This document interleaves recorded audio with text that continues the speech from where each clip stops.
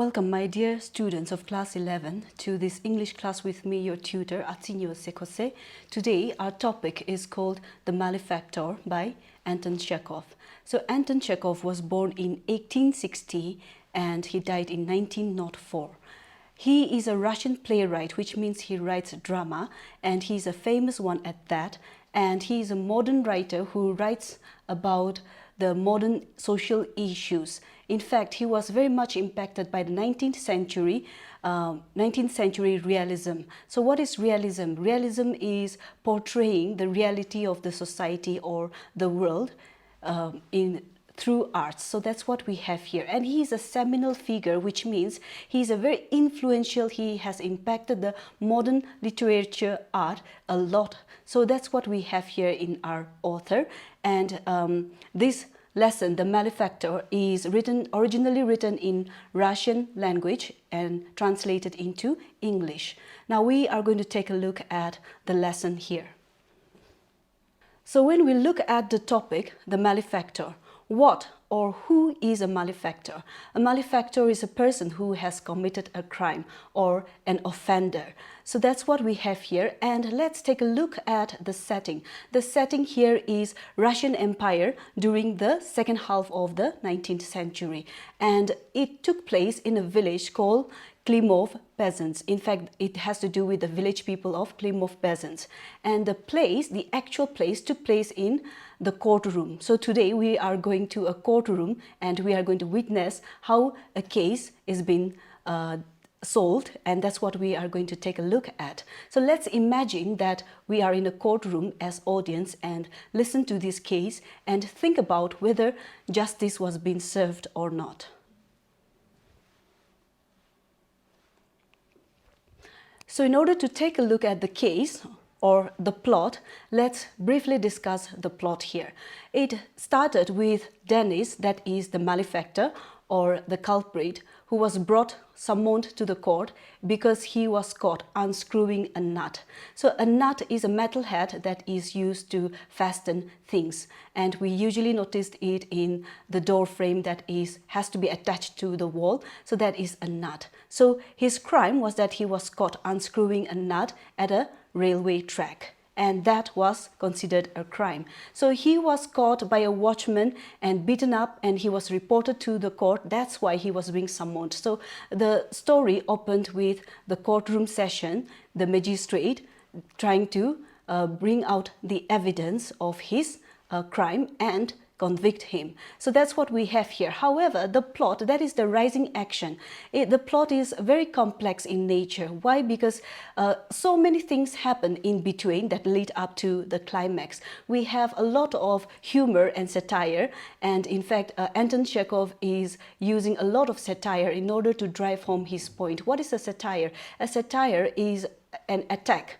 or a criticism on the social natures or the social evils or issues. So that's what we have here, and a lot of humor as well, because naturally a satire uses a lot of humor, and the humor happens in the story. Why? Because this peasant or Dennis has no clue why he was being brought there and why he could not understand why he has to be made an offender for unscrewing a nut. So that's what we have here, and a lot of miscommunications also or misunderstanding also took place here because of the failure on the part of the defendant, Dennis, who is not able to understand that he had committed a crime. On the other hand, we have a magistrate who is trying to simply look at the facts and the evidence in order to convict him. So that led up to the climax, and the verdict was that the judgment was that he was being convicted and he was sentenced to imprisonment.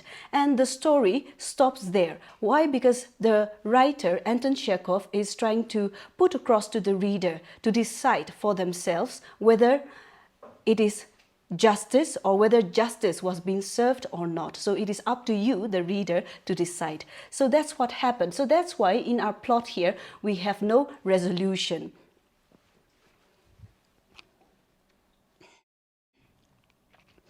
Now, let's take a look at what exactly happened in that courtroom. And in order to understand it, we need to understand the character. So the protagonist, if you would wish to say, Dennis, is a little poor peasant, and he's a fisherman, and his description was that he was wearing a striped t-shirt. He was wearing a striped t-shirt and patched trousers or pants, and he was barefooted. He appears very shaggy, dirty, and that's what we have here in the description. So that tells us the description of a peasant here, a very poor person who has to make a livelihood by or through fishing. So that's what we have here. And interestingly, he has a very loose tongue. So in the court session, what happened is that even though his certain stories are not related to the case at all, he goes on talking and talking, and eventually that happens because he has also reflected a lot of what the circumstance of a peasant was like in that century, that is the 19th century. And through that loose tongue of his, a lot of comic elements were also revealed. You know, he is the defendant here, the culprit, but he's questioning the magistrate. What's that? When he was shown the nut, and acting as though or pretending as though he has never seen one. And on being inquired whether that was the nut, the evidence, whether that was the nut that was also caught when he was unscrewing, brought to the court when he was unscrewing the nuts from the rail track. And he, again, the miscommunication took place here. Why? Because you know, if you think about it, nuts, you cannot really identify this is this and that is that, you know. So he again misled into thinking, and he gave a lot of other examples where his nuts are being hidden. So he also told us a lot about, from his perspective, we learned that the village people, everyone, in fact, almost everyone is involved in that, committing that crime. They go and unscrew nuts from the rail track, which is a very harmful thing or a very dangerous thing to do because it will cause accident. And again, he is not able to understand the gravity of the situation here. Why? Because in Article 1081, it says that anyone who intentionally brought injury would be injury to the rail tracks and causes an accident. The punishment would be imprisonment. So again, he goes on defending himself, saying that I'm not educated. You are the one who is educated, you know. So that kind of a situation, that kind of a communication that took place creates a lot of humor in the story. And we find that the magistrate has, in fact, he also called him, or Dennis, as an idiot, a donkey. So that is again a reflection of the hierarchy here. Here is a peasant and here is a magistrate who has authority. We are also, in other words, talking about the social hierarchy and whether law is being justified, or whether law is favorable to the poor or the rich. Now let's take a look at the magistrate. So a magistrate is a person who is a civil officer and who usually presides over petty crimes such as small crimes. So that's why he is presiding over that session. And if we look at the story here, he is a law enforcer. He is the one who is only looking at the facts and evidence. He read out the Article 1081. So that's why we can say that he is a law enforcer. He is very educated, as Dennis pointed out in a very sarcastic way. Yes, you are the educated person here. You would be knowing that, and I am not aware of such an article, and so on. So he is the educated person here. However, he lacks understanding. And what kind of understanding here? He lacks the understanding of the complex dynamics of social structure. In other words, he failed to understand the circumstances of the peasant here. So we can say that he lacks understanding. And in fact, he did not consider the circumstances of the culprit at all. He called it as a nuisance. He said that Dennis is interrupting the court session and so on. So all these kind of things that we see in the magistrate. In other words, Anton Chekhov is trying to criticize the social structure of the day. And if you can look at the high-handedness of how he settled the case, is that he even called Dennis an idiot. a donkey, and he was even misled into thinking that Dennis was simply pretending or feigning ignorance here. So now let's take a look at the elements and or we can say the snippets of what exactly happened in that courtroom. The author, remember, he had used a lot of satire, and through that literary device he has ridiculed and exposed and criticized social norms or vices. Remember, we are, through the perspective of Dennis, we get to understand the condition of the peasants, and also we get to understand how law can favor the rich people more than the poor people. There is a lot of humor. The elements of humor is really good here, and that element was being brought out through the communication gap that took place in between the peasant and the magistrate. And in fact, a lot of misunderstanding took place. I've already pointed out one. And in fact, if you can also take a look at the question which Dennis pointed out, can I go now? He does not really understand why he's been brought to the court. So he thought that he is innocent. He could not understand that simply by unscrewing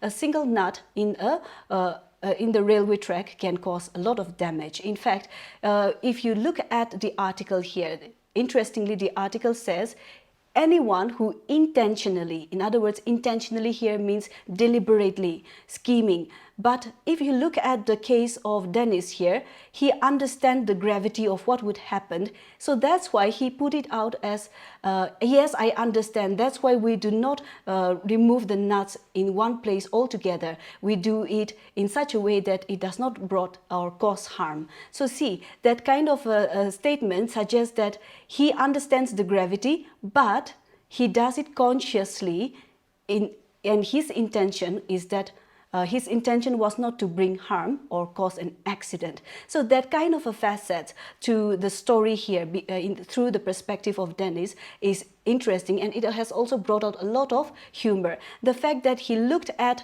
the magistrate incredulously, unbelievingly, that he is to be sent to prison. He asked, whatever for? If I had committed a crime, if I have committed a theft, then I can be sent to the prison. In fact, he also humorously pointed out that he has no time to go to prison. He has to go to a fair. And if anybody has to be sent to prison, it is the people such as the bailiff, who is muddling the accounts of his tenants. Or we can also say the person, the watchman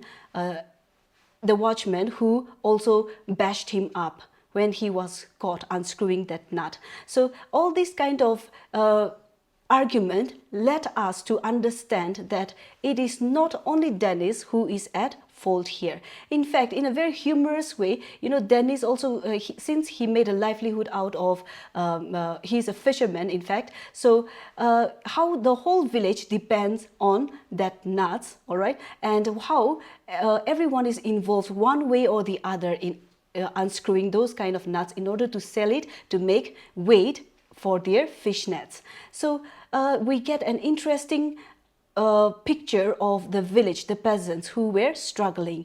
So it also brought out a lot of humor, no doubt, at the same time a lot of reflection on the peasant's situation.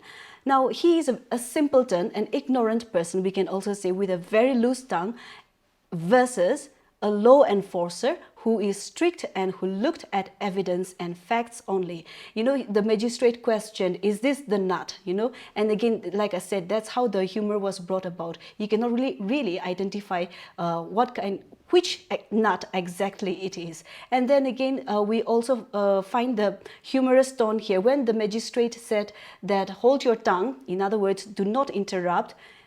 Dennis goes and say, I am holding my tongue as it is, So all these kind of situations create a lot of humor.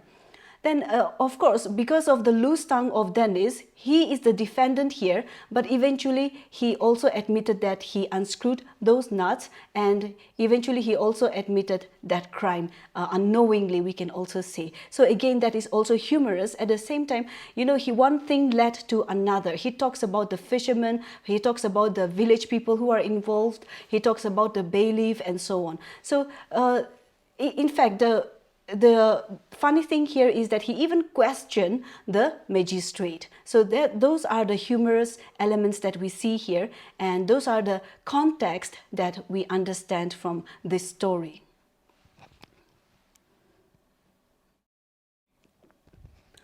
There are also a lot of irony. In fact, those humorous tones are also part of the irony here. Dennis' failure to recognize his role as a defendant and his loose tongue eventually led him to admit his crime, but in the process revealed the core social issues. His utter disbelief when he was said to be guilty.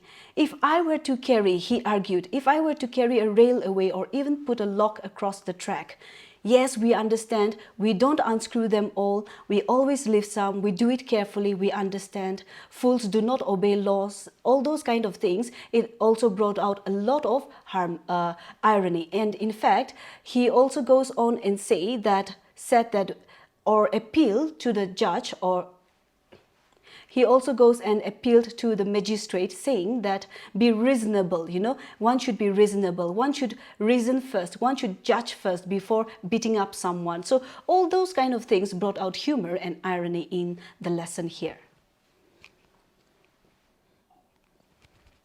You have been educated, one ought to judge first and drag afterwards, appealing to the magistrate on reason or to be reasonable. And his ignorance of the law is also another important thing that we need to consider. We people live in the darkness, you know better. Why should I lie? Everyone in the village knows about it. Everyone in the village, even a young child, knows about the importance of those nuts to attach to the fish nets in order to make weight and so on. You see, this kind of explanation also brought a lot of irony and humor. So, who is the malefactor, or who is the real culprit here? Is it Dennis? Is it Ivan Akinov, who is the watchman who beat up the peasant? Is it Mitrofan Petrov, who bought or who buys and make fish nets? Is it the bailiff who muddled his accounts, cheating, in other words, the peasants? Is it his brother Kuzma who won't pay the rent? As he was being dragged out of the courtroom, he also pointed out that I should not be responsible for my 3 brothers. Kuzma never paid his rent and so on. So maybe that's why he needed to go and unscrew those nuts. Does the law consider the circumstances? If you look at the case here, does the law consider the circumstances? We need to weigh that out as well. Was the crime intentionally done? Is it Dennis who is intentionally unscrewing those nuts in order to create an accident? Is it just to arrest someone for unscrewing a nut? So all these kinds of inferential that should be done on your part will give you the conclusion as to whether it is justified or not. And we would find that Dennis, you would also come to reason that whether Dennis is innocent or not, and whether justice was being served in that courtroom or not. So the big question here, was justice being served? The law does not consider rich or poor, as we can see here. It only looks at the facts and evidence. But is it enough to simply look at the facts and evidence? Is Dennis innocent? Was it intentional, as the articles say? We need to reflect back on that. So those kind of answers would give you the clue whether he is innocent or not. Yes, in certain cases, we felt that Dennis is also trying to pretend to have no idea about all these kind of things. You need to also reflect on the complex dynamics of the society here. Remember, I've mentioned about the social hierarchy here, the high-handedness on the part of those people who are in authority, and also the plight or the situation of the peasants here. So again, we come back to the question, is it just to sentence a peasant for imprisonment on account of unscrewing a nut? So this is what Anton Chekhov, in a very clever way, put it across to the reader. And you need to weigh it out from the point of view of Dennis and also from the point of view of the magistrate here. So that would give you clue as to whether come to an understanding or conclude whether justice was being served or not. And on that note, we would be winding up today's class. Thank you all very much for joining me.